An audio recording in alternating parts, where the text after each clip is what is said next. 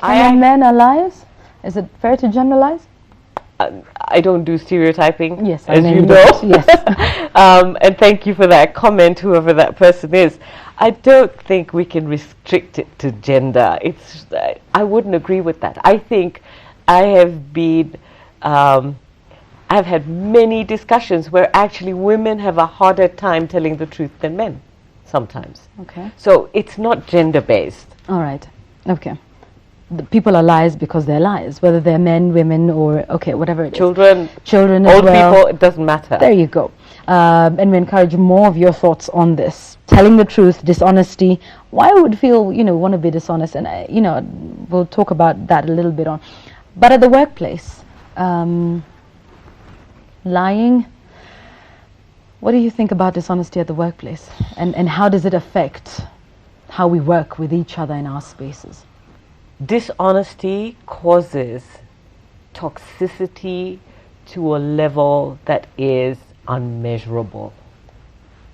And toxicity in the workplace is something that I am dealing with now on a day-to-day basis because I've started doing workshops for corporations, institutions, workspaces. Mm-hmm. And one of the biggest issues is dishonesty. That causes all this toxicity where there's a lack of trust, where there is an issue with delivery, with performance, with service, which then affects profit margins. That's how deep it goes. Mm-hmm. Because people don't work, the percentage that people work, when we say we actually quantify how much work a person does between 8:30 and 5, yes. They can work between 29% to 53%. That's all? That's the average. 29 to 53.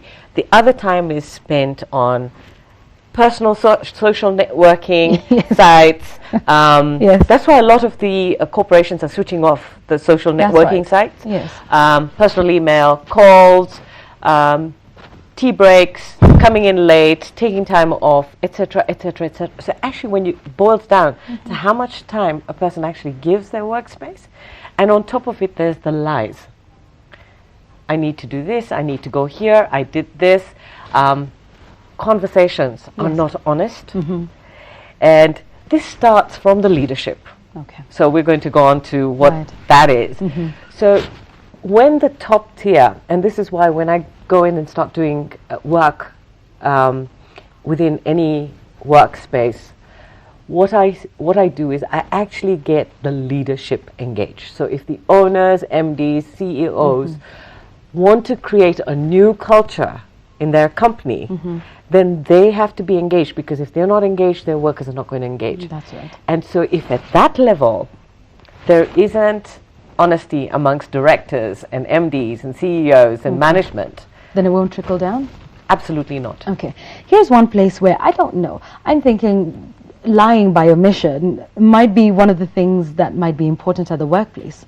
For example, the information that trickles down from top tier management to the bottom. Do you have to tell your subordinates everything? No, but that's not dishonesty. Okay. That is a confidentiality clause. All Yeah, right. so there are some things that require confidentiality and that can only be shared at certain levels. All right.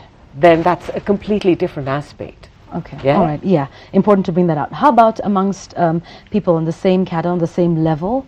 In terms of helping you out, TASM, I can help you out with what you do, and I don't think it's being done in the right way. How much how much should you tell people the truth? Because sometimes I think we like to say, "Oh, Taz, that's a good job you did," and it really isn't. No. No. So that's about withholding information, right? Yeah. And sugarcoating. And, saying things, in a nice way so that you always seem like the person at the office that everybody loves to be with. What do you think about that? If you're working with colleagues, tell them the truth about everything? Absolutely. How will you learn? Here's this. I use a very basic example. Mm-hmm. If you've got spinach in your teeth and I don't tell you, how are you going to know? And you're smiling, constantly, loudly. Smiling so loudly, yes. The thing is, I went through different phases where I thought, is it fair to really tell someone else what you think? And so I started to observe that from a different space. As soon as that thought came up many years ago, and I said, right, I want to understand this. Is it fair to really say things, and maybe they're a bit brash, maybe they might be hurtful, but what does that do? And I realized that if someone doesn't know, how can they change it? Yeah. Okay. So I'd rather someone says to me, you know, this is what I feel and this is what I think, and then I'm all ears because I say, all right, and please tell me why you feel that.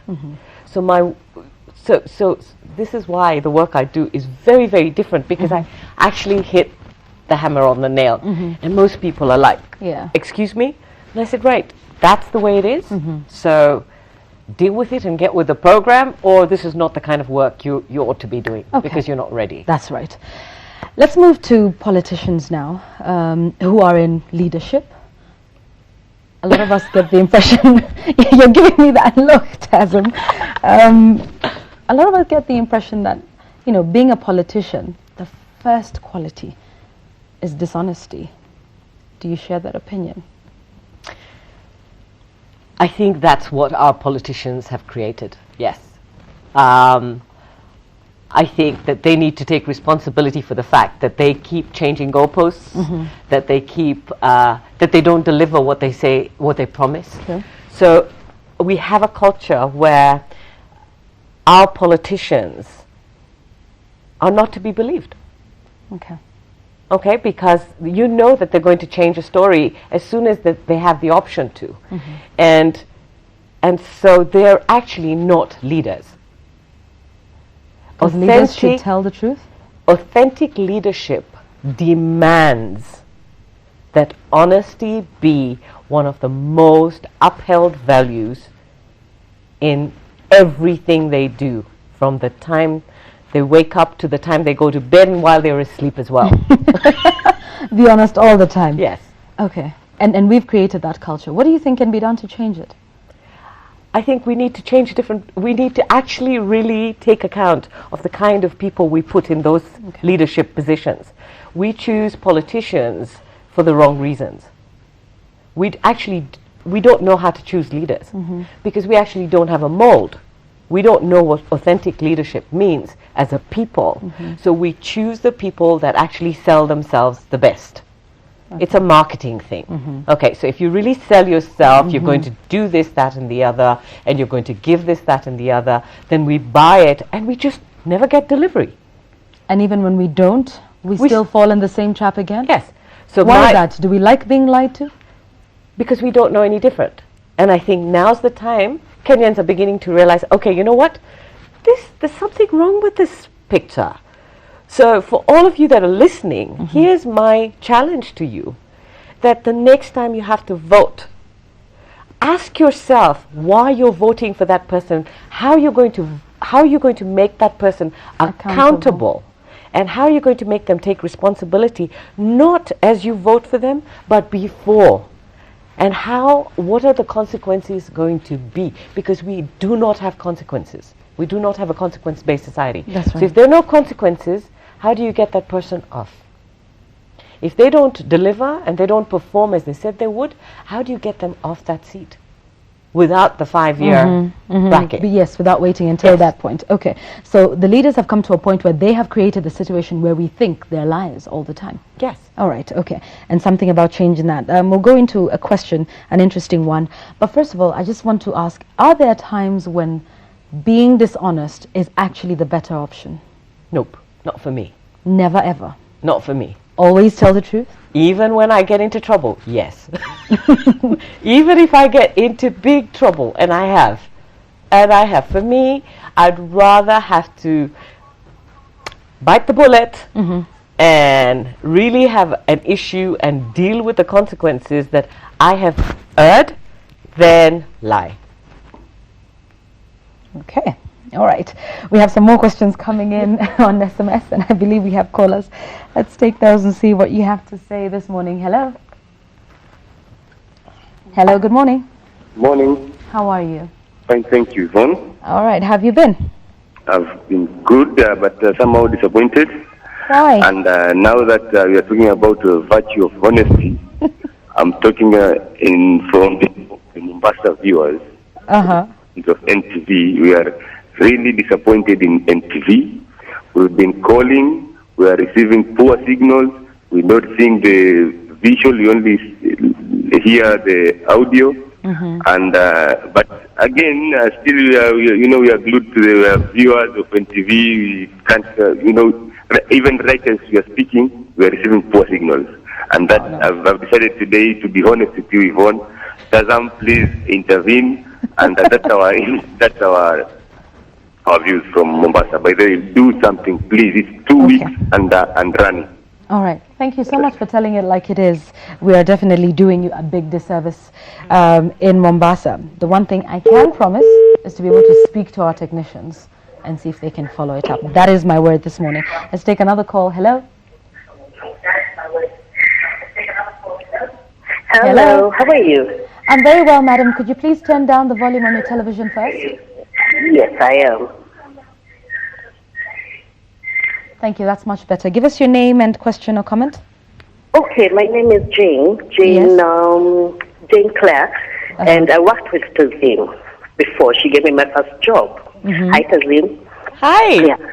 How are you? I'm very well, and you?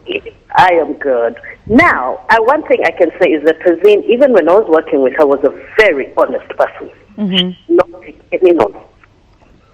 And she liked it as it is.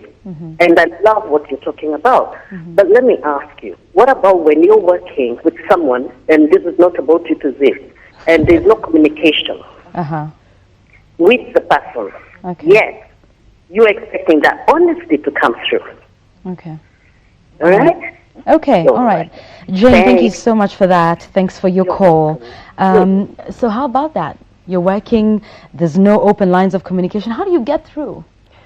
Well, I've experienced that. So whenever I refer to myself, it's only because I can talk about my personal experience. I can't talk about another person's experience. Okay. So I think it's